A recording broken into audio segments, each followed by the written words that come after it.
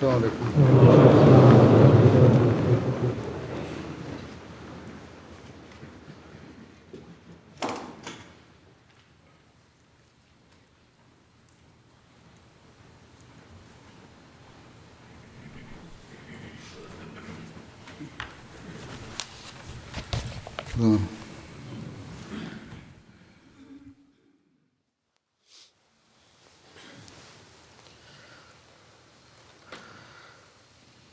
اللہ اکبر اللہ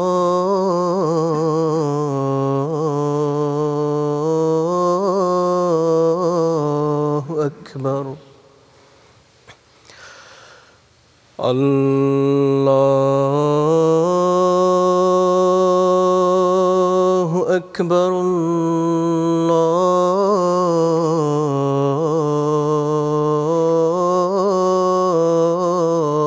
اکبر أشهد أن لا إله إلا الله أشهد أن لا إله إلا الله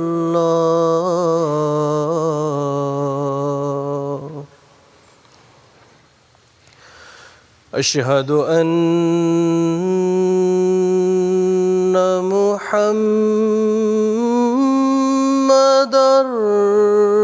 رسول الله أشهد أن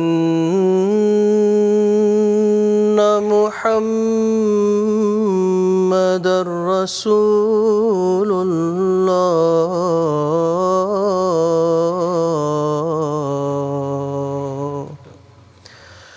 حي على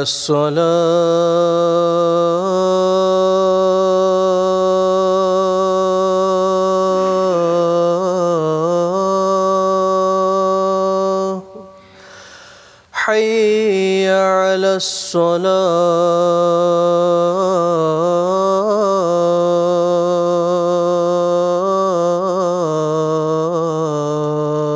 الصلاة حي على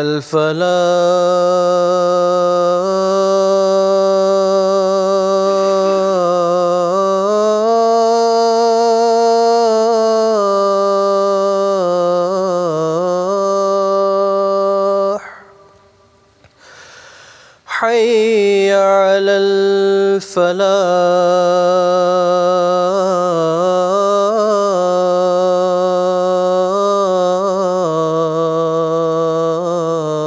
الفلاح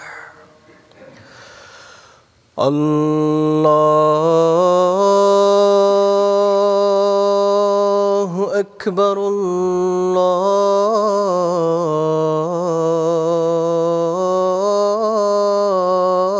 الله أكبر لا إله إلا الله. السلام علیکم ورحمۃ اللہ.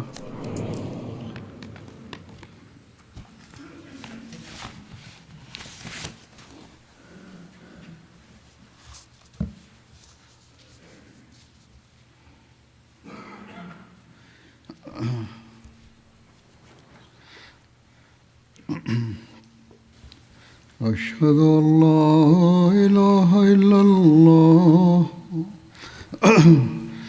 أشهد أن لا إله إلا الله وحده لا شريك له وأشهد أن محمدًا عبده ورسوله. أما بعد فأعوذ بالله من الشيطان الرجيم.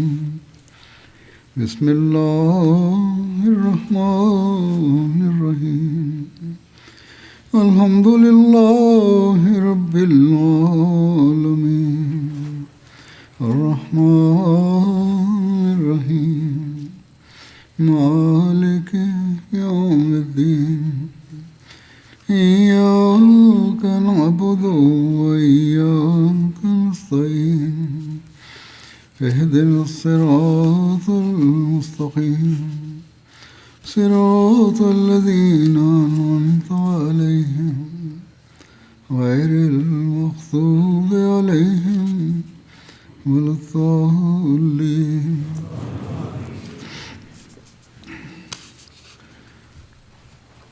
میں نے گزشتہ خطبے میں حضرت صلی اللہ علیہ وسلم کی سیرت کے حوالے سے آپ کی محبت الہی کے پہلو کا ذکر کیا تھا. اس بارے میں بھی آج مزید کچھ بیان کروں گا. جوانی اور دعوی نبوت سے پہلے بھی آپ صلی اللہ علیہ وسلم میں محبت الہی کا جوش ایسا تھا کہ آپ صلی اللہ علیہ وسلم اس سے بےتاب ہو کر غار میں جا کر محبوب الہی سے راز و نیاز میں مصروف ہو جاتے تھے. اسی محبت کا ذکر کرتے ہوئے حضرت اقدس مسیح موعود علیہ الصلوۃ والسلام بیان فرماتے ہیں کہ میں دیکھتا ہوں کہ گرمیوں کو بھی روحانی ترقی کے ساتھ خاص مناسبت ہے. حضرت صلی اللہ علیہ وسلم کو دیکھو کہ آپ کو اللہ تعالیٰ نے مکہ جیسے شہر میں پیدا کیا اور پھر آپ ان گرمیوں میں تنہا غار حرا میں جا کر اللہ تعالیٰ کی عبادت کیا کرتے تھے. وہ کیسا عجیب زمانہ ہوگا. آپ ہی ایک پانی کا مشکیزہ اٹھا کر لے جایا کرتے ہوں گے. اصل بات یہ ہے کہ جب اللہ تعالیٰ کے ساتھ انس اور ذوق پیدا ہو جاتا ہے تو پھر دنیا اور اہل دنیا سے ایک نفرت اور کراہت پیدا ہو جاتی ہے. بالطبع تنہائی اور خلوت پسند آتی ہے. حضرت صلی اللہ علیہ وسلم کی بھی یہی حالت تھی. اللہ تعالیٰ کی محبت میں آپ اس قدر فنا ہو چکے تھے کہ آپ اس تنہائی میں ہی پوری لذت اور ذوق پاتے تھے. ایسی جگہ میں جہاں کوئی آرام اور راحت کا سامان نہ تھا، جہاں جاتے ہوئے بھی ڈر لگتا ہو، آپ وہاں کئی راتیں تنہا گزارتے تھے. اس سے یہ بھی معلوم ہوتا ہے کہ آپ کیسے بہادر اور شجاع تھے. جب خدا تعالیٰ سے تعلق شدید ہو تو پھر شجاعت بھی آ جاتی ہے. اس لیے مومن کبھی بزدل نہیں ہوتا. اہل دنیا بزدل ہوتے ہیں، ان میں حقیقی شجاعت نہیں ہوتی. اس بات کو سن کر کہ خدا تعالیٰ سے جس قدر تعلقات شدید ہوتے ہیں اور ایسے لوگ تنہائی اور خلوت کو پسند کرتے ہیں، بعض لوگ اعتراض کرتے ہیں کہ پھر نبیوں اور رسولوں کی بیوی بچے کیوں ہوتے ہیں؟ اگر اتنا ہی پسند کرتے ہیں خلوت کو تو بیوی بچے کو رکھتے ہیں، شادیاں کراتے ہیں. وہ بازاروں میں چلتے پھرتے اور کھاتے پیتے ہیں. قرآن شریف میں بھی اس کا ذکر آیا ہے. مگر افسوس ہے کہ ایسا اعتراض کرنے والے نہیں سوچتے کہ ان لوگوں کی تو ایسی مثال ہے جیسے ایک شخص کسی کے دروازے پر بھیک مانگنے جاوے اور ایک اس کا دوست ہو اور محض اس سے ملنے ہی کے لیے گیا ہو. اب اگر وہ دوست اپنے دوست کے سامنے پلاؤ وغیرہ لا کر رکھ دیتا ہے تو اس میں اس کا کیا قصور ہے؟ دو شخص جا رہے ہیں، ایک بھیک مانگنے گیا ہے، ایک دوست کے طور پر گیا ہے. اب دوست کی خاطر مدارت کرتا ہے اگر کوئی گھر والا تو اس میں اس کا کیا قصور ہے؟ یعنی اس دوست کو جو اپنے دوست سے ملنے گیا ہے اس کا تو کوئی قصور نہیں. اس دوست کو تو اس کے کھانے میں لذت آتی ہے، جبکہ وہ گدھا جو ہے، جو فقیر ہے مانگنے والا، اس کو خشک روٹی کا ٹکڑا دیا جاتا ہے اور اگر زیادہ ٹھہرے تو پھر دھکے دے کر باہر کیا جاتا ہے. دو سلوک ہیں، مانگنے والے سے اور سلوک ہے، دوست سے اور سلوک ہے. حالانکہ یہ معاملہ دوست سے نہیں ہوتا کہ اس کو دھکے دیے جائے، بلکہ اس کے زیادہ قیام اور اس کے کھانے پینے سے خود اسے ایک لذت ہوتی ہے گھر والے کو. اب ایک فقیر مانگنے والے سے اور سلوک ہوتا ہے، دوست سے اور سلوک ہے. دوست کی آؤ بھگت کی جاتی ہے، خاطر مدارات کی جاتی ہے، فقیر کو کچھ دے کر ٹالا جاتا ہے۔ آپ نے فرمایا کہ یہی حال ان نبیوں اور معموروں کا ہوتا ہے، ان کے سامنے جو کچھ آتا ہے وہ ان کی نفسانی خواہشوں کا نتیجہ نہیں ہوتا، وہ تو ساری لذت اور راحت اللہ تعالیٰ ہی کے ذکر اور شغل میں پاتے ہیں، اور فی الحقیقت تنہائی ہی کو پسند کرتے ہیں، جہاں وہ اپنے محبوب سے اپنے دل کی آرزوئیں اور تمنائیں پیش کرتے ہیں اور چاہتے ہیں کہ اس حالت میں کوئی ان کو نہ دیکھ لے۔ علاوہ بری یہ تعلقات ان کی تکمیل کے لیے ہوتے ہیں، یعنی ان کے جو اللہ تعالیٰ سے محبت کے رشتے ہیں ان کا ایک اعلیٰ ترین معیار حاصل کرنے کے لیے ہوتے ہیں۔ غار حرا میں عبادت الہی کا ذکر کرتے ہوئے حضرت عائشہ نے ایک حدیث میں بڑی تفصیل سے بیان فرمایا ہے، جو آپ نے ان کو بیان فرمایا تھا۔ حضرت عائشہ بیان کرتی ہیں، پہل جو وحی رسول اللہ صلی اللہ علیہ وسلم کو شروع ہوئی وہ نیند میں سچے خوابوں کو دیکھنا تھا۔ آپ صلی اللہ علیہ وسلم جو خواب بھی دیکھتے وہ صبح صادق کی طرح واقع ہو جاتی، بڑی سچی خوابیں آتی تھیں، فوراً نتیجہ نکلتا تھا۔ اس کے بعد آپ کو تنہائی کی طرف رغبت ہوئی اور آپ غار حرا میں تنہا رہتے اور اس میں عبادت کرتے۔ یہ عبادت چند گنتی کی راتوں کی تھی، جسے آپ پیشتر اس کے کہ آپ کو اپنے گھر والوں سے ملنے کی خواہش ہوتی پورا کر لیتے، اور اس کے لیے آپ توشہ ساتھ لے لیتے، یعنی کچھ کھانا پینا سامان ساتھ لے جاتے۔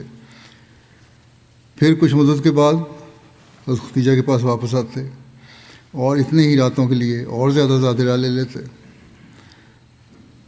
آخر آپ کے پاس حق آ گیا اور اس وقت آپ غار حرا میں تھے، آپ کے پاس فرشتہ آیا اور اس نے کہا پڑھو۔ آپ نے کہا میں تو ہرگز نہیں پڑھوں گا، پڑھنا نہیں جانتا۔ رسول اللہ صلی اللہ علیہ وسلم فرماتے تھے، حضرت عائشہ روایت کرتی ہیں کہ اس فرشتے نے مجھے پکڑا اور مجھے اس قدر بھینچا کہ میری طاقت اپنی انتہا کو پہنچ گئی۔ پھر اس نے مجھ کو چھوڑا اور کہنے لگا پڑھو۔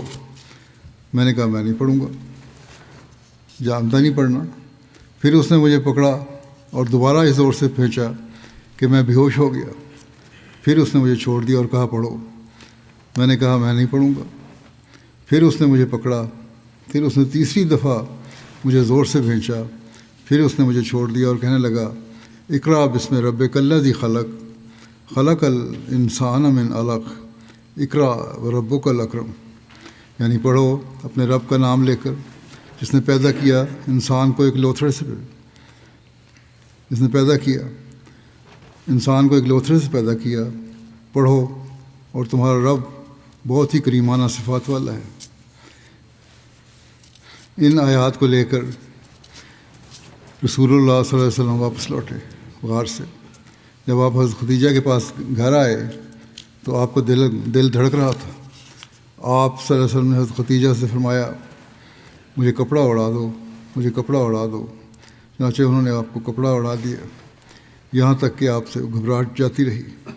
تب آپ نے حضرت ختیجہ سے سارا واقعہ بیان کیا اور فرمایا مجھے تو اپنی جان کا اندیشہ ہو گیا۔ اس پر حضرت ختیجہ نے کہا کہ ہرگز نہیں، وہ خدا اللہ آپ کو کبھی رسوا نہیں کرے گا۔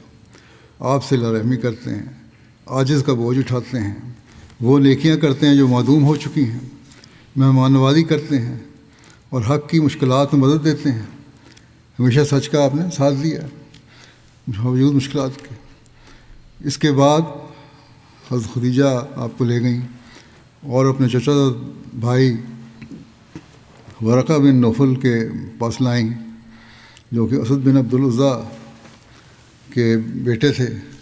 ورقہ وہ شخص تھے جو زمانہ جاہلیت میں عیسائی ہو گئے تھے اور عبرانی لکھنا پڑھنا جانتے تھے۔ انجیل سے جو اللہ تعالیٰ چاہتا وہ عبرانی میں لکھا کرتے تھے۔ وہ بہت بوڑھے اور نابینا ہو چکے تھے۔ حضرت ختیجہ نے ان سے کہا اے میرے چچا کے بیٹے، اپنے بھتیجے کی بات سنو۔ ورقہ نے اپنے آپ سے پوچھا اے میرے بھتیجے تم کیا دیکھتے ہو؟ اس پر رسول اللہ صلی اللہ علیہ وسلم نے جو کچھ دیکھا تھا ان کو بتلایا۔ ورقہ نے آپ سے کہا یہ وہ شریعت لانے والا فرشتہ ہے جس کو اللہ تعالیٰ نے حضرت موسیٰ پر اتارا تھا، اے کاش میں اس زمانے میں جوان ہوتا، اے کاش میں اس وقت زندہ رہوں جب تیری قوم تجھے نکالے گی۔ اس پر رسول اللہ صلی اللہ علیہ وسلم نے فرمایا، کیا وہ مجھے نکالیں گے؟ انہوں نے کہا، ہاں، جو پیغام تو لایا ہے، جب کبھی بھی کوئی شخص ایسا پیغام لے کر آیا تو ضرور ہی اس سے دشمنی کی گئی، اور اگر میں نے تیرا وہ زمانہ پا لیا تو میں کمر باندھ کر تیری مدد کروں گا۔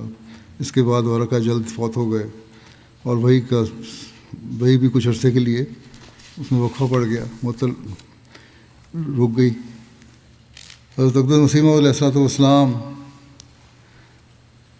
فرماتے ہیں، اصل بات یہ ہے کہ بموجب تعلیم قرآن شریف ہمیں یہ امر یوں معلوم ہوتا ہے کہ ایک طرف تو اللہ تعالیٰ قرآن شریف میں اپنے کرم، رحم، لطف اور مہربانیوں کی صفات بیان کرتا ہے اور رحمان ہونا ظاہر کرتا ہے، اور دوسری طرف فرماتا ہے کہ وہ لیسا للانسان الا ما سعی، اور انسان کو وہی ملتا ہے جس کی وہ کوشش کرتا ہے۔ اور والذین جاہدوا فینا لنہدینہم سبلنا، اور وہ لوگ جو ہم سے ملنے کی کوشش کرتے ہیں، مجاہدہ کرتے ہیں، ہم ضرور ان کو اپنے راستوں کی طرف آنے کی توفیق بخشیں گے۔ آپ فرماتے ہیں کہ اللہ تعالیٰ نے یہ فرما کر اپنے فیض کو صحیح اور مجاہدے پر منحصر فرماتا ہے۔ اپنے فیض کو صحیح اور مجاہد میں منحصر فرماتا ہے اللہ تعالیٰ۔ نیز اس میں یعنی کہ کوشش بھی کرو تبھی فیض ملے گا، اور مجاہدہ کرو۔ فرمایا نیز اس میں صحابہ رضی اللہ عنہم کا طرز عمل ہمارے واسطے ایک اسوہ اور عمدہ نمونہ ہے۔ صحابہ کی زندگی میں غور کر کے دیکھو، بھلا انہوں نے محض معمولی نمازوں سے ہی وہ مدارج حاصل کر لیے تھے؟ نہیں، بلکہ انہوں نے تو خدا کی رضا کے حصول کے لیے اپنی جانوں تک کی پرواہ نہیں کی، اور بھیڑ بکریوں کی طرح خدا کی راہ میں قربان ہو گئے، جب جا کر کہیں ان کو یہ رتبہ حاصل ہوا تھا۔ صحابہ نے حضرت صلی اللہ علیہ وسلم کی صحبت میں محبت الہی کو حاصل کرنے کی کوشش کی، اور اس کے لیے ہر قربانی کے لیے تیار ہو گئے، اور قربانیاں دی بھی، پھر ایک رتبہ بھی پایا جس سے اللہ تعالیٰ ان سے راضی ہو گیا۔ آپ فرماتے ہیں، اکثر لوگ ہم نے ایسے دیکھے ہیں کہ وہ یہی چاہتے ہیں کہ ایک پھونک مار کر ان کو درجات دلا دیے جائیں اور عرش تک ان کی رسائی ہو جائے۔ آپ نے فرمایا کہ ہمارے رسول اکرم صلی اللہ علیہ وسلم سے بڑھ کر کون ہوگا؟ وہ افضل البشر، افضل الرسل والانبیاء تھے۔ جب انہوں نے ہی پھونک سے وہ کام نہیں کیے تو اور کون ہے جو ایسا کر سکے؟ دیکھو آپ نے غار حرا میں کیسے کیسے ریاضات کیے، خدا جانے کتنی مدت تک تضرعات اور گریہ وزاری کیے، تزکیہ کے لیے کیسی جاں فشانیاں اور سخت سے سخت محنتیں کیے، جب جا کر کہیں خدا تعالیٰ کی طرف سے فیضان نازل ہوا۔ اصل بات یہی ہے کہ انسان خدا کی راہ میں جب تک اپنے اوپر ایک موت اور حالت فنا وارد نہ کر لے تب تک ادھر سے کوئی پرواہ نہیں کی جاتی۔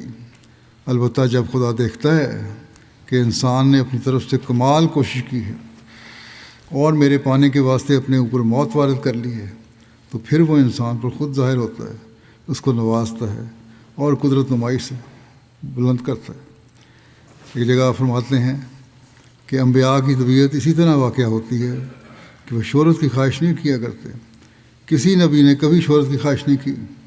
ہمارے نبی کریم صلی اللہ علیہ وسلم بھی خلوت اور تنہائی کو پسند کرتے تھے۔ آپ عبادت کرنے کے لیے لوگوں سے دور تنہائی کی غار میں، جو غار حرا تھی، چلے جاتے تھے۔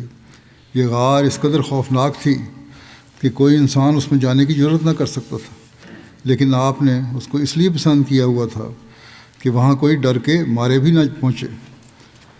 آپ بالکل تنہائی چاہتے تھے، شہرت کو ہرگز پسند نہیں کرتے تھے، مگر خدا کا حکم ہوا، یا ایھا المدثر قم فانذر، کہ اے کمبل اوڑھنے والے کھڑا ہو جاؤ اور لوگوں کو ہوشیار کر۔ اس حکم میں ایک جبر معلوم ہوتا ہے اور اس لیے جبر سے حکم دیا گیا ہے کہ آپ تنہائی کو جو آپ کو بہت پسند تھی اب چھوڑ دیں۔ بس جب اللہ تعالیٰ کی محبت انتہا کو پہنچ گئی اور آپ کا مجاہدہ بھی انتہا کو پہنچ گیا تو آپ کو اللہ تعالیٰ نے اپنی آخری شریعت پھیلانے کے لیے دنیا میں بھیج دیا۔ آپ فرماتے ہیں کہ یہ اللہ تعالیٰ سے محبت و عشق تو تھا لیکن ایک مجاہدہ بھی تھا جس کی وجہ سے اللہ تعالیٰ نے پھر آپ کو بے شمار نوازا، اور ہر انسان اپنے اپنے مرتبے کے لحاظ سے جب تک صحیح نہ کرے، کوشش نہ کرے، اللہ تعالیٰ تک پہنچنا مشکل ہوتا ہے۔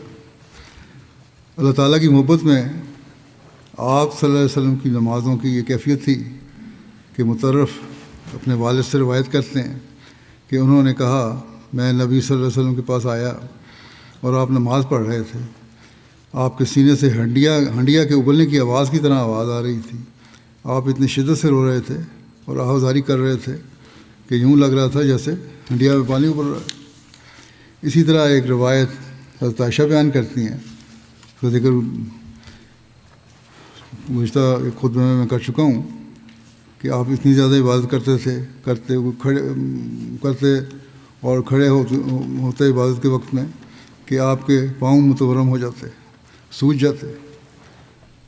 حضرت مسلم موعود رضی اللہ عنہ حضرت صلی اللہ علیہ وسلم کی محبت اور عبادتوں کا ذکر کرتے ہوئے ایک جگہ فرماتے ہیں، یہ تھوڑا سا حصہ میں پہلے بھی بیان کر چکا ہوں گزشتہ سے پہلے خطبے میں جو سیرت کا بیان کیا تھا میں نے، لیکن اس کی کچھ مزید تفصیل بھی ہے، وہ بھی بیان کرتا ہوں۔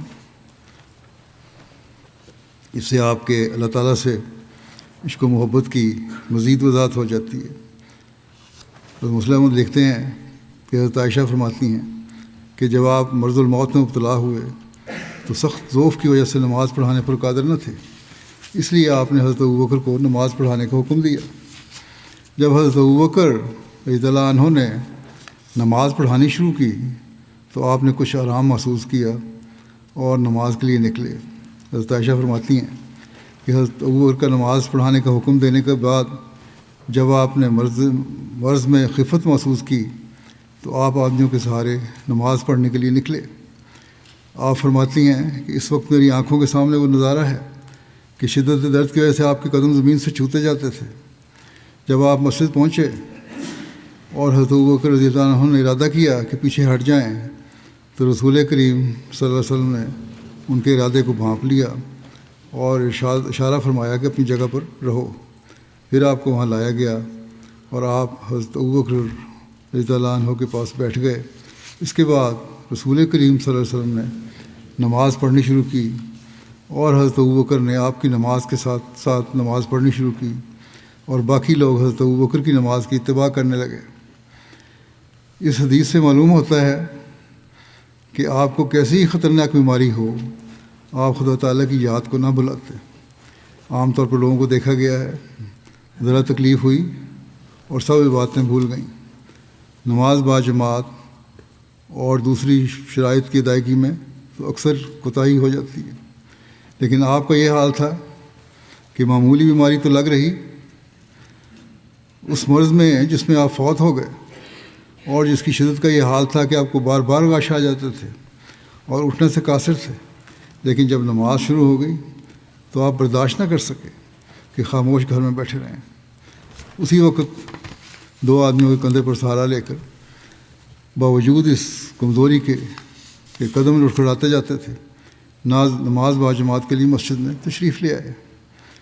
بے شک ظاہراً یہ بات معمولی معلوم ہوتی ہے، لیکن ذرا رسول کریم صلی اللہ علیہ وسلم کی اس حالت کو دیکھو جس میں آپ مبتلا تھے، پھر اس ذکر الہی کے شوق کو دیکھو کہ جس کے ماتحت آپ نماز کے لیے دو آدمیوں کے کندھوں پر ہاتھ رکھ کر تشریف لائے، تو معلوم ہوگا کہ یہ واقعہ کوئی معمولی واقعہ نہ تھا، بلکہ آپ کے دل میں ذکر الہی کا جو شوق تھا اس کے اظہار کا ایک آئینہ ہے۔ ہر ایک صاحب بصیرت سمجھ سکتا ہے کہ ذکر الہی آپ کی غذا تھی اور اس کے بغیر آپ اپنی زندگی میں کوئی لطف نہ پاتے تھے۔ اسی کی طرف آپ نے اشارہ فرمایا ہے کہ جن چیزوں سے مجھے محبت ہے ان میں سے ایک قرۃ عینی فی الصلاۃ، یعنی نماز میں میری آنکھیں ٹھنڈی ہو جاتی ہیں۔ شریعت کے لحاظ سے آپ کا باجماعت نماز پڑھنا یا مسجد میں آنا کوئی ضروری امر نہ تھا، کیونکہ بیماری میں شریعت اسلام کسی کو ان شرائط کے پورا کرنے پر مجبور نہیں کرتی۔ گھر میں نماز پڑھ سکتے ہیں بیماری ہو تو، لیکن یہ عشق کی شریعت تھی۔ ایک تو وہ شریعت کا حکم تھا، لیکن آپ صلی اللہ علیہ وسلم کی جو شریعت جو عمل تھا وہ عشق کی شریعت تھی، جو آن حضرت صلی اللہ علیہ وسلم کا اظہار تھا۔ وہ تو شریعت کے احکام تھے، لیکن یہ عشق کی شریعت تھی، یہ عشق کی باتیں تھیں، یہ محبت کے احکام تھے جو اس سے بڑھ کر تھے۔ اس میں عشق اور محبت ٹپک رہی تھی۔ بے شک شریعت آپ کو اجازت دیتی تھی کہ آپ گھر میں ہی نماز ادا فرماتے، لیکن آپ کو ذکر الہی سے جو محبت تھی وہ مجبور کرتی تھی کہ خواہ کچھ بھی ہو آپ ہر ایک تکلیف برداشت کر کے تمام شرائط کے ساتھ ذکر الہی کریں اور اپنے پیارے کو یاد کریں۔ جب اس تکلیف کی حالت میں آپ کو ذکر الہی سے یہ وابستگی تھی تو صحت کی حالت میں قیاس کیا جا سکتا ہے۔ آدمی سوچ سکتا ہے کہ آپ کس جوش کے ساتھ اپنے پیارے کے ذکر میں مشغول رہتے ہوں گے۔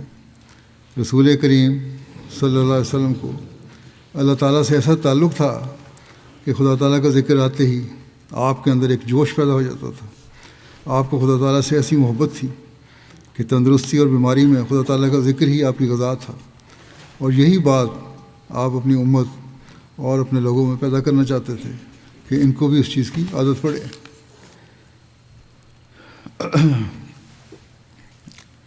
جیسا پہلے خود میں نے آپ کی سیرت کے بیان کیا تھا، مختصر حدیث بیان کی تھی، اس میں کچھ بعض تفصیلیں ایسی ہیں جو دوبارہ بیان کرنے والی ہیں، اس لیے بیان کرتا ہوں۔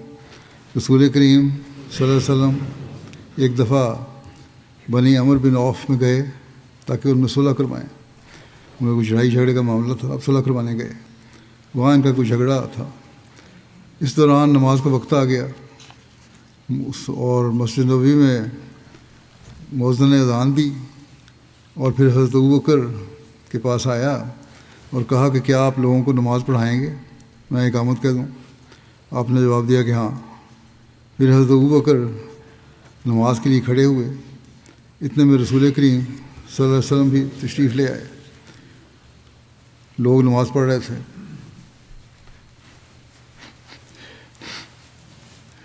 آپ اس دوران ایک رستے سے گزر کے آگے چلے گئے اور پہلی صف میں جا کر کھڑے ہو گئے۔ جب آپ کی آمد کی اطلاع ہوئی تو لوگ تالیاں پیٹنے لگے تاکہ حضرت ابوبکر کو معلوم ہو جائے، لیکن حضرت ابوبکر نماز میں کسی دوسری طرف توجہ نہ فرماتے تھے۔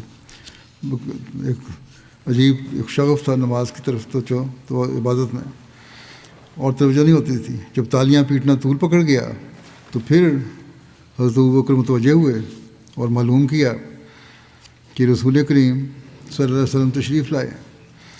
رسول کریم صلی اللہ علیہ وسلم نے آپ کی طرف اشارہ فرمایا کہ اپنی جگہ ٹھہرے رہو۔ اس پر حضرت ابوبکر نے اپنے ہاتھ اٹھائے اور اس عزت افزائی پر خدا تعالیٰ کا شکر اور حمد ادا کی۔ پھر آپ پیچھے ہٹ گئے اور صف میں مل گئے، اور رسول کریم صلی اللہ علیہ وسلم آگے بڑھے اور نماز پڑھائی۔ سلام پھیرنے کے بعد فرمایا کہ اے ابوبکر، جب میں نے حکم دیا تھا پھر تمہیں کون سی چیز مانے ہوئی کہ نماز مانے تھی کہ نماز پڑھانے میں؟ اس پر حضرت ابوبکر نے جواب دیا کہ جیسا کہ پہلے میں بیان کر چکا ہوں کہ ابن ابی قحافہ کی کیا حیثیت تھی کہ رسول کریم صلی اللہ علیہ وسلم کے آگے کھڑا ہو کر نماز پڑھاتا۔ پھر حضرت صلی اللہ علیہ وسلم لوگوں کی طرف متوجہ ہوئے اور فرمایا کہ میں نے دیکھا ہے کہ تم لوگوں نے اس قدر تالیاں پیٹی ہیں، نماز میں اگر کوئی حادثہ پیش آئے تو چاہیے کہ سبحان اللہ کہے، کیونکہ جب وہ سبحان اللہ کہے گا تو خود ہی اس کی طرف توجہ ہوگی، اور تالیاں پیٹنا تو عورتوں کا کام ہے۔ حضرت مسلم موعود رضی اللہ عنہ لکھتے ہیں کہ اس حدیث سے اگرچہ اور بہت سے سبق ملتے ہیں، لیکن اس جگہ مجھے صرف ایک امر کی طرف متوجہ کرنا ہے، اور وہ یہ ہے کہ حضرت صلی اللہ علیہ وسلم کی تمام عمر کوشش یہی تھی کہ جس طرح سے ہو سکے لوگوں کی زبان پر خدا کا نام جاری کیا جائے. خود تو جس طرح آپ ذکر میں مشغول رہتے اس کا حال تو بیان ہو چکا ہے، مگر اس حدیث سے یہ معلوم ہوتا ہے کہ آپ ہر ایک کی زبان پر یہی الفاظ دیکھنا چاہتے تھے. اب ہمیں دیکھنا چاہیے، ہم اپنے جائزہ لیں، کیا ہمیں بھی اللہ تعالیٰ کا خیال دل میں ہر وقت رہتا ہے جس طرح آن رسول صلی اللہ علیہ وسلم چاہتے تھے اپنی امت سے؟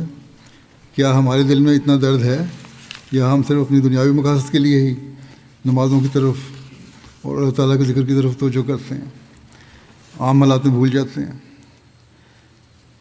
پھر آپ لکھتے ہیں کہ بہت سے واقعات ہیں جن سے معلوم ہوتا ہے کہ آپ چاہتے تھے کہ خدا تعالیٰ کا ذکر زیادہ کیا جائے. چنانچہ چھینک پر،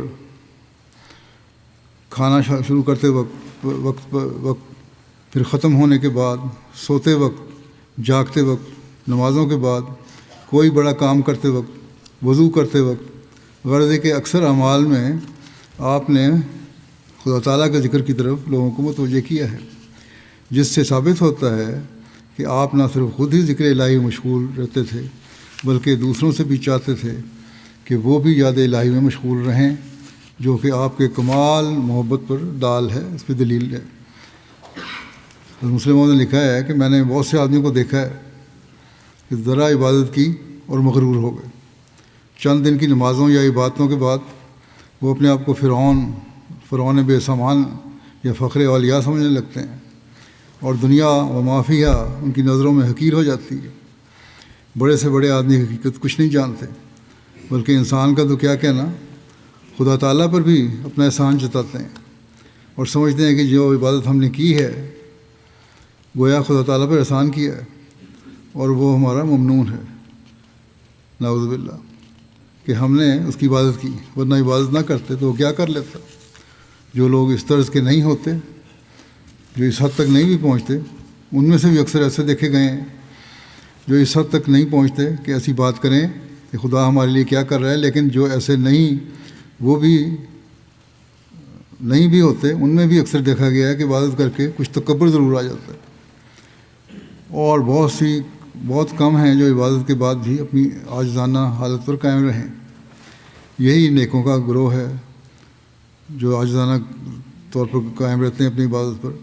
یہی نیکوں کا گروہ ہے جو عاجزی سے رہتے ہیں، ہمیشہ عبادت کر کے بھی اسے چھپاتے ہیں، اللہ تعالیٰ کی محبت کو بھی چھپاتے ہیں اور اسے بھی اللہ کا احسان سمجھتے ہیں کہ اس نے ہمیں توفیق دی کہ ہم عبادت کرنے والے ہوں. یہی اصل میں نیک لوگوں کا گروہ ہے. تو لوگ پوچھتے ہیں ہم کہ نیکیاں کیا ہیں، اکثر سوال کرتے ہیں آج کل کے بچے بھی، نوجوان بھی، اور کس طرح پتہ لگے کہ اللہ تعالیٰ راضی ہوتا ہے. اللہ تعالیٰ اسی طرح راضی ہوتا ہے کہ نیکیاں کرو اور صرف خدا تعالیٰ کی رضا کے لیے کرو. انسان اپنا جائزہ خود لے سکتا ہے، کسی باہر کے آدمی کو جج بنانے کی ضرورت نہیں ہے. انسان خود سمجھ سکتا ہے کہ جو نیکیاں وہ کر رہا ہے اگر وہ خدا تعالیٰ کے لیے کر رہا ہے پھر اللہ تعالیٰ کو یقیناً پسند ہے. آپ نے لکھا ہے کہ پھر سمجھ سکتے ہو کہ نیکوں کے سردار اور نبیوں کے سربراوردہ حضرت رسول کریم صلی اللہ علیہ وسلم کا کیا حال ہوگا. آپ تو کل خوبیوں کے جامع اور کل نیکیوں کے سرچشمہ تھے. عبادت کسی تکبر یا بڑائی کے لیے کرنا تو لگ رہا، جس قدر خدا تعالیٰ کی بندگی بجا لاتے اتنے ہی اس کی آتش شوق تیز تر ہوتی. آپ بجائے عبادت پر خدا تعالیٰ کو اپنا ممنون احسان بنانے کے خود شرمندہ احسان ہوتے تھے کہ الہی اس قدر توفیق جو عبادت کی ملتی ہے تو تیرے ہی فضل سے ملتی ہے. آپ کی عبادت ایک تسلسل کا رنگ رکھتی تھی. کچھ حصہ وقت جب عبادت میں گزارتے تو خیال کرتے کہ اللہ تعالیٰ کا بڑا احسان ہے کہ اس نے اس کام کی توفیق بخشی اور اس احسان کا شکر بجا لانا ضروری ہے. اسی جذبہ ادائیگی کے شکر سے بے اختیار ہو کر کچھ اور عبادت کرتے اور پھر اسے بھی خدا تعالیٰ کا ایک احسان سمجھتے کہ شکر بجا لانا بھی ہر ایک کا کام نہیں جب تک خدا تعالیٰ کا احسان نہ ہو. یہ شکر کی توفیق جو ملی ہے یہ بھی اللہ تعالیٰ کے احسان کی وجہ سے ملی ہے. پھر اور بھی زیادہ شوق کی جلوہ نمائی ہوتی، پھر آپ اپنے رب کی عبادت میں مشغول ہو جاتے، اور یہ راز و نیاز کا سلسلہ ایسا وسیع ہوتا کہ بارہا عبادت کرتے کرتے آپ کے پاؤں سوج جاتے. صحابہ عرض کرتے، یا رسول اللہ، اس قدر عبادت کی آپ کو کیا حاجت ہے؟ آپ کے تو گناہ معاف ہو چکے ہیں. اس کا جواب یہی دیتے کہ پھر کیا میں شکر نہ کروں؟ حضرت مغیرہ بن شعبہ فرماتے ہیں کہ رسول کریم صلی اللہ علیہ وسلم نماز کے لیے کھڑے ہوا کرتے تھے تو اتنی دیر تک کھڑے رہتے، پہلی حدیث بیان ہو چکی ہے کہ آپ کے قدم یا پنڈلیاں سوج جاتی تھیں. لوگ جب آپ کو کہتے کہ آپ ایسا کیوں کرتے ہیں تو آپ جواب دیتے کہ کیا میں شکر گزار بندہ نہ بنوں؟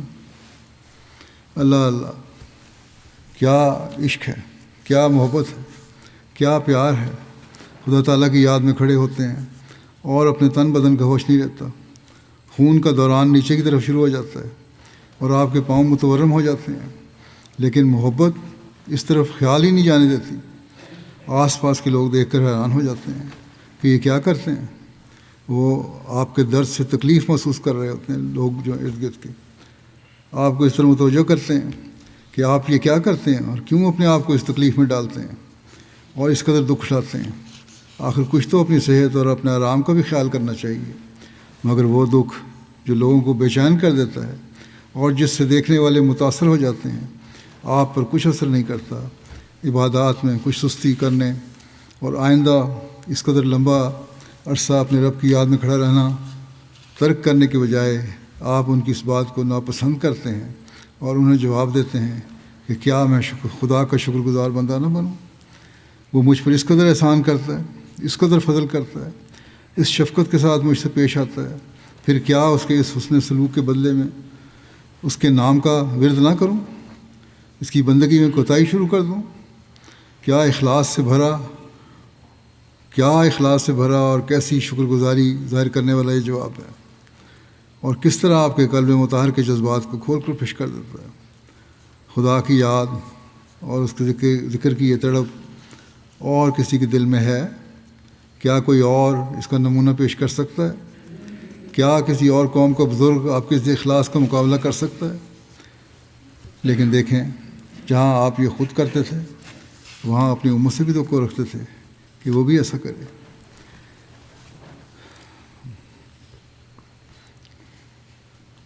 پھر آپ نے فرمایا اس سلسلے میں مسلم موعود نے کہ آپ کس طرح اپنے کاموں میں مشغول رہتے تھے. یہ نہیں کہ صرف عبادت کر لی اور باقی کام ختم ہو گئے، اور یہی نہیں کہ آپ صلی اللہ علیہ وسلم رات کے وقت عبادت کے لیے اٹھ کر کھڑے ہو جاتے اور دن بھر سوئے رہتے تھے، کیونکہ اگر ایسا ہوتا تو پھر اس شوق اور تڑپ کا پتہ نہ لگتا جو اس صورت میں ہے کہ دن بھر بھی آپ خدا تعالیٰ کے نام کی اشاعت اور اس کی اطاعت و فرمانبرداری کا رواج دینے کی کوشش میں لگے رہتے. خود 5 وقت میں امام ہو کر نماز پڑھاتے تھے. دور دور کے جو وفود اور سفراء آتے تھے ان کے ساتھ خود ہی ملاقات کرتے اور ان کے مطالبات کا جواب دیتے. جنگوں کی کمان بھی خود ہی کرتے. صحابہ کو قرآن شریف کی تعلیم بھی دیتے. جج بھی خود تھے. تمام دن جس قدر جھگڑے لوگوں میں ہوتے ان کا فیصلہ کرتے. مال کا انتظام، بیت المال کا انتظام، ملک کا انتظام، دین اسلام کا اجرا، بیویوں کے حقوق کا افاع، پھر گھر کے کام کاج میں شریک ہونا، یہ سب کام آپ دن کے وقت کرتے اور ان کے بجا لانے کے بعد بجائے اس کے کہ چور ہو کر بستر پر جا پڑیں اور سورج نکلنے تک اس سے سر نہ اٹھائیں، بار بار اٹھ کر بیٹھ جاتے اور اللہ تعالیٰ کی تسبیح کرتے، تحمید کرتے اور نصف رات کے گزرنے پر اٹھ کر وضو کرتے اور تنہا جب چاروں طرف خاموشی اور سناٹا چھایا ہوا ہوتا اپنے رب کے حضور میں نہایت عز و نیاز سے کھڑے ہو جاتے اور تلاوت قرآن شریف کرتے اور اتنی دیر تک کھڑے رہتے کہ آپ کے پاؤں متورم ہو جاتے. حتیٰ کہ عبداللہ بن مسعود فرماتے ہیں کہ ایک دفعہ میں بھی آپ کے ساتھ نماز پڑھنے کھڑا ہو گیا تو اس قدر تکلیف ہوئی کہ قریب تھا کہ میں نماز توڑ کر بھاگ جاتا، کہ کیونکہ میرے قدم اب زیادہ بوجھ برداشت نہیں کر سکتے تھے اور میری طاقت سے باہر تھا کہ زیادہ دیر کھڑا رہ سکوں. یہ بیان اس شخص کا ہے جو نوجوان اور رسول کریم صلی اللہ علیہ وسلم سے عمر میں کہیں کم تھا، جسے سمجھ میں آ سکتا ہے کہ آپ کی ہمت اور جذبہ محبت ایسا تیز تھا کہ باوجود پیری کے یعنی بڑھاپے کے اور دن بھر کام میں مشغول رہنے کے، آپ عبادت میں اتنی دیر کھڑے رہتے کہ جوان اور پھر مضبوط جوان جن کے کام آپ کے کاموں کے مقابلے میں پاسنگ بھی نہ تھے، آپ کے ساتھ کھڑے نہ رہ سکے اور تھک کر رہ جاتے۔ یہ عبادت کیوں تھی؟ کس وجہ سے تھی؟ آپ یہ مشقت برداشت کرتے تھے؟ کس وجہ سے آپ یہ مشقت برداشت کرتے تھے؟ صرف اس لیے کہ آپ ایک شکر گزار بندے اور آپ کا دل خدا تعالیٰ کے احسانات کو دیکھ کر ہر وقت اس کا ذکر کرنے کی طرف مائل رہتا تھا۔ اللہ تعالیٰ سے ایک محبت تھی آپ کو۔ ابو سلمہ بن عبد الرحمن کی روایت ہے، انہوں نے حضرت عائشہ رضی اللہ عنہا سے پوچھا کہ رسول اللہ صلی اللہ علیہ وسلم کی نماز رمضان میں کیسی ہوتی تھی؟ ابھی ایک مہینے تک رمضان آ رہا ہے، ہمیں بھی رمضان میں تو ہم کرتے ہیں باتیں، پہلے بھی کرنی چاہیے۔ بہرحال حضرت عائشہ نے کہا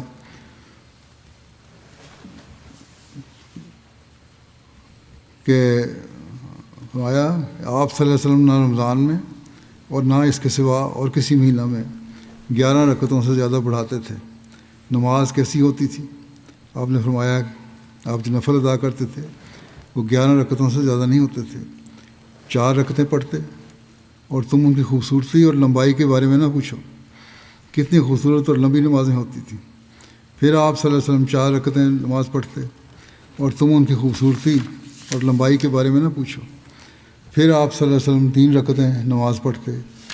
میں نے عرض کیا یا رسول اللہ، آپ وطر پڑھنے سے پہلے سو جاتے ہیں، یعنی 4 رکعتیں پڑھ کے پھر تھوڑی سی آرام کرتے ہیں، پھر وطر پڑھتے ہیں۔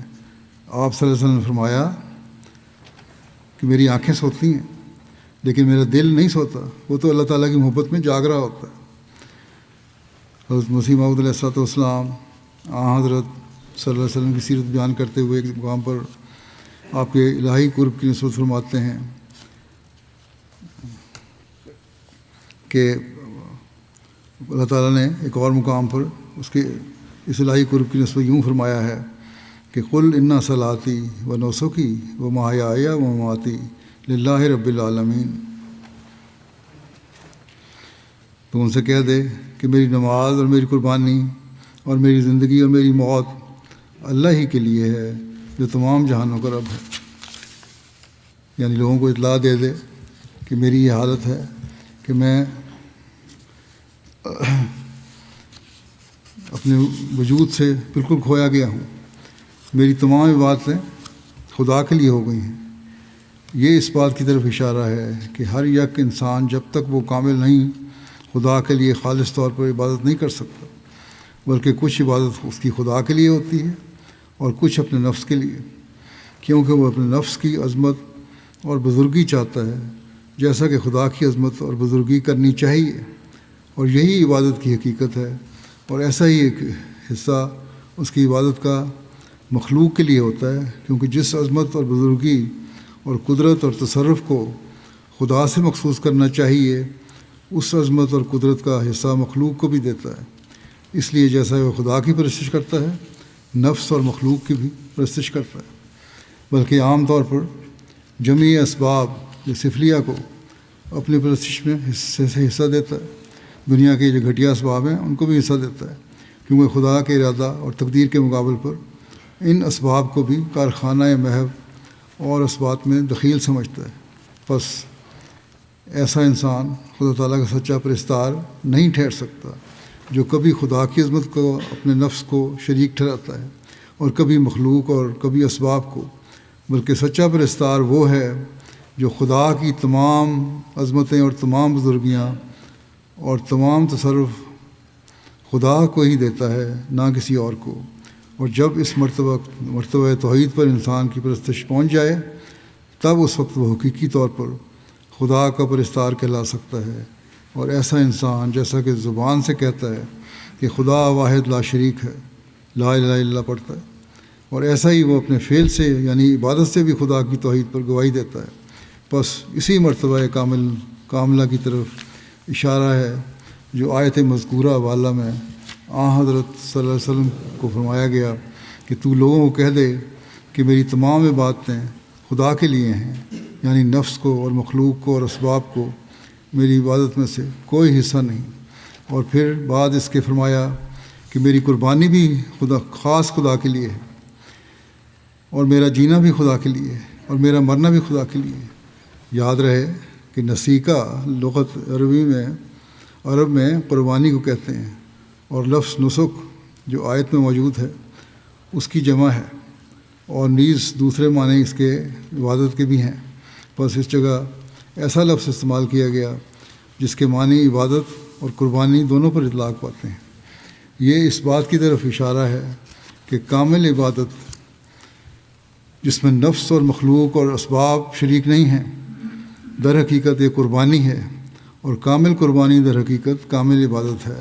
اور پھر بعد اس کے جو فرمایا کہ میرا جینا بھی خدا کے لیے ہے اور میرا مرنا بھی خدا کے لیے ہے، یہ آخری فقرہ قربانی کے لفظ کی تشریح ہے، تاکہ کوئی اس وہم میں نہ پڑے کہ قربانی سے مراد بکری کی قربانی یا گائے کی قربانی یا اونٹ کی قربانی ہے، اور تا اس لفظ سے کہ میرا جینا اور میرا مرنا خاص خدا کے لیے ہے صاف طور پر سمجھا جائے کہ اس قربانی سے مراد روح کی قربانی ہے، اور قربانی کا لفظ قرب سے لیا گیا ہے، اور یہ اس بات کی طرف اشارہ ہے کہ خدا کا قرب تب حاصل ہوتا ہے کہ جب تمام نفسانی قوا اور نفسانی جنبشوں پر موت آ جائے۔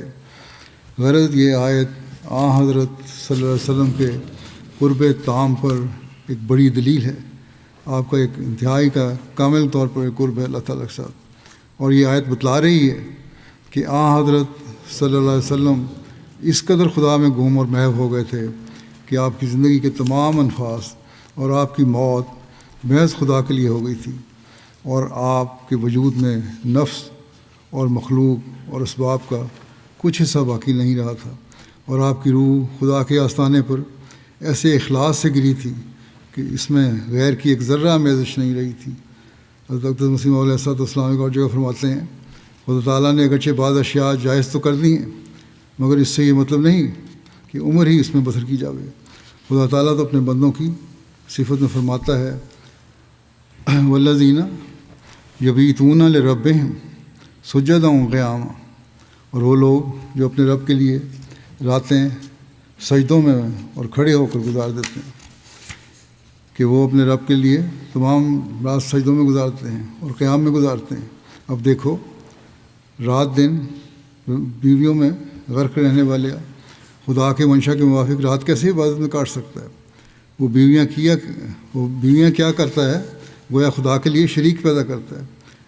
حضرت صلی اللہ علیہ وسلم کی 9 بیویاں تھیں، اور باوجود ان کے پھر بھی آپ ساری رات خدا کی عبادت میں گزارتے تھے۔ ایک رات آپ کی باری عائشہ صدیقہ رضی اللہ عنہا کے پاس تھی۔ کچھ حصہ رات کا گزر گیا تو عائشہ کی آنکھ کھلی، دیکھا کہ آپ موجود نہیں۔ اسے شبہ ہوا کہ شاید آپ کسی اور بیوی کے ہاں گئے ہوں گے۔ انہوں نے اٹھ کر ہر ایک گھر میں تلاش کیا مگر آپ نہ ملے۔ آخر دیکھا کہ آپ قبرستان میں ہیں اور سجدے میں رو رہے ہیں۔ اب دیکھو کہ آپ زندہ اور چاہتی بیوی کو چھوڑ کر مردوں کی جگہ قبرستان میں گئے اور روتے رہے، تو کیا آپ کی بیویاں حظ نفس یا اتباع شہوت کی بنا پر ہو سکتی ہیں؟ اعتراض کرتے ہیں جو آپ پر اعتراض کرنے والے۔ غرض کے خوب یاد رکھو کہ خدا کا اصل منشا یہ ہے کہ تم پر شہوات غالب نہ آویں، اور تقوی کی تکمیل کے لیے اگر ضرورت حقہ پیش آوے تو اور بیوی کر لو۔ یہ عام نصیحت بھی آپ نے فرمائی جماعت کے افراد کو کہ تقوی کے پیش نظر اگر بیویاں کرنی ہیں تو کرو، لیکن یہ نہیں ہے کہ ذاتی خواہشات اور شہوات کی خاطر شادیاں کی جائیں یا زیادہ بیویاں کی جائیں۔ آج کل شکایتیں بھی آتی ہیں اس کی۔ اسلام اس کی اجازت نہیں دیتا، ضرورت جائز ہونی چاہیے۔ اس لیے اسلام پر یہ اعتراض ہوتا ہے کہ اسلام میں جو ناجائز طور پر شادیاں کرتے ہیں تو وہ انہیں کی وجہ سے اعتراض ہوتا ہے کہ اسلام میں شادیوں کی اجازت ہے۔ لیکن یاد رکھنا چاہیے مسلمانوں کو بھی اور اعتراض کرنے والوں کو بھی کہ اس کے لیے بھی کچھ شرائط ہیں اور ان کو پورا کرنا ضروری ہے۔ ایک روایت میں آتا ہے، حضرت انس رضی اللہ عنہ سے روایت ہے کہ رسول اللہ صلی اللہ علیہ وسلم نے فرمایا، پہلے بھی حدیث یہ خطبہ میں بیان کر چکا ہوں کہ دنیاوی چیزوں میں سے مجھے بیوی اور خوشبو پسند ہے، لیکن سب سے زیادہ چیز جو مجھے پسند ہے اور آنکھوں کی ٹھنڈک ہے وہ میری نماز ہے۔ اس کی کیونکہ ایک وضاحت، تفصیلی وضاحت حضرت مسلم موعود کی طرف سے ملی ہے، وہ میں دوبارہ اس لیے رکھا ہے، آپ نے وضاحت کی ہے اس کی کہ قرۃ عینی فی الصلاۃ کہ نماز میں میری آنکھوں کی ٹھنڈک رکھی گئی ہے۔ یہ بھی خاص امتیاز ہے جو اسلام کو دیگر مذاہب کے مقابلے میں حاصل ہے۔ دنیا میں کوئی قوم نہیں جس میں نماز کی طرح عبادت میں باقاعدگی رکھی گئی ہو۔ پچھلے تمام مذاہب ظاہری حرکات پر زور دیتے رہے ہیں، یا ان میں عبادت کے اوقات اتنے فاصلے پر رکھے گئے ہیں کہ روحانیت کمزور ہو جاتی ہے، مگر صرف اسلام ہی ایک ایسا مذہب ہے کہ جس کے ماننے والوں کو ایک دن میں 5 وقت عبادت کے لیے بلایا جاتا ہے، اور کوئی مذہب ایسا نہیں۔ اب یہ لوگوں کو سوچنا چاہیے کہ 5 وقت نمازیں فرض کی گئی ہیں تو ان کا ادا کرنا بھی ضروری ہے تاکہ روحانیت بھی قائم رہے، صرف دنیا داری میں نہ پڑے رہیں۔ آپ نے لکھا کہ عیسائی اور ہندو ہفتے میں ایک بار عبادت کے لیے جاتے ہیں۔ ممکن ہے ان میں سے بعض لوگ رات دن عبادت کرتے ہوں، مگر یہ اجتماعی عبادت کا ذکر ہے۔ ایک دن میں کئی بار عبادت کرنے کا حکم رسول کریم صلی اللہ علیہ وسلم نے ہی دیا ہے۔ پھر صلوات کے معنی دعا کے بھی ہیں، اور اس طرح رسول کریم صلی اللہ علیہ وسلم نے دعا پر زور دیا ہے۔ دوسرے مذاہب کی باتوں میں ظاہری باتوں پر زور دیا گیا ہے اور ان کے ذریعہ عبادت میں لذت پیدا کرنے کی کوشش کی گئی ہے۔ مثلا آریوں اور عیسائیوں میں گانا بجانا ہوتا ہے، مگر رسول کریم صلی اللہ علیہ وسلم فرماتے ہیں، مجھے ایسی عبادت عطا ہوئی ہے کہ اسی میں لذت ہے، اور ایسی لذت ہے جس کا کوئی مذہب مقابلہ نہیں کر سکتا۔ بس گانا بجانا نہیں بلکہ خاموشی سے اللہ تعالیٰ کی عبادت، اس کی تحمید و تقدیس بیان کرنا اور اللہ تعالیٰ کی ثنا کرنا اور پھر گریہ وزاری کرنا، یہ چیزیں ایسی ہیں اور ایسی عبادت ہے جس کا مزہ ہے، اور اس سے پھر اللہ تعالیٰ کی محبت بھی بڑھتی ہے۔ بس ہمیں آپ صلی اللہ علیہ وسلم کے اسوہ پر چلتے ہوئے نمازوں اور عبادت کے لیے یہ معیار حاصل کرنے کی کوشش کرنی چاہیے، تب ہی ہم حقیقی طور پر مسلمان کہلا سکتے ہیں۔ حضرت مسیح موعود علیہ الصلوۃ والسلام نے حضرت میر ناصر نواب صاحب کو ایک خط لکھتے ہوئے فرمایا، جس میں آپ لکھتے ہیں کہ جو آپ نے اپنے عملی طریق کے لیے دریافت کیا ہے وہ یہی امر ہے کہ رسول اللہ صلی اللہ علیہ وسلم کے حقیقی اتباع کی طرف رغبت کریں، رسول اللہ علیہ وسلم کی حقیقی اتباع کی طرف رغبت کریں۔ رسول اللہ صلی اللہ علیہ وسلم نے جن اعمال پر نہایت درجہ اپنی محبت ظاہر فرمائی ہے وہ 2 ہیں، ایک نماز اور ایک جہاد۔ نماز کی نسبت حضرت صلی اللہ علیہ وسلم نے فرمایا ہے کہ قرۃ عینی فی الصلاۃ، یعنی آنکھ کی ٹھنڈک نماز میں رکھی گئی ہے، اور جہاد کی نسبت فرماتے ہیں کہ میں آرزو رکھتا ہوں کہ خدا تعالیٰ کی راہ میں قتل کیا جاؤں اور پھر زندہ کیا جاؤں اور پھر قتل کیا جاؤں اور پھر زندہ کیا جاؤں اور پھر قتل کیا جاؤں۔ یہ بیان کر کے آپ فرماتے ہیں کہ اس زمانے میں جہاد روحانی صورت سے رنگ پکڑ گیا، اور اس رنگ کا جہاد یہی ہے کہ اعلاء کلمہ اسلام میں کوشش کریں، مخالفوں کے الزامات کا جواب دیں، دین متین اسلام کی خوبیاں دنیا میں پھیلاویں، حضرت صلی اللہ علیہ وسلم کی سچائی دنیا پر ظاہر کریں۔ یہی جہاد ہے جب تک خدا تعالیٰ کوئی دوسری صورت دنیا میں ظاہر کرے۔ بس ہمیں قلمی اور تبلیغی جہاد میں بھی اسی وقت برکت پڑے گی جب ہم اپنی عبادت کے معیار اور اللہ تعالیٰ کی محبت کو بھی بڑھائیں گے۔ اگر ہم چاہتے ہیں کہ اس جہاد میں حصہ لیں تو پھر اللہ تعالیٰ کی محبت اور دعاؤں کی طرف بھی ہمیں توجہ دینی ہوگی، اپنی عبادتوں کی طرف بھی ہمیں توجہ دینی ہوگی، اور اگر ہم آپ صلی اللہ علیہ وسلم کے سفر چلتے ہوئے یہ کریں گے تو تب ہی ہمارے کاموں میں برکت بھی پڑے گی۔ اللہ تعالیٰ ہمیں اس کی توفیق عطا فرمائے۔ آج بنگلہ دیش کی جماعت کا جلسہ بھی ہو رہا ہے، وہاں مخالفت بھی کافی ہوتی ہے، ان کے لیے بھی دعا کریں اللہ تعالیٰ ہم سب کو اپنی حفاظت میں رکھے اور ان کا جلسہ بھی خیر و خوبی اختتام پذیر ہو۔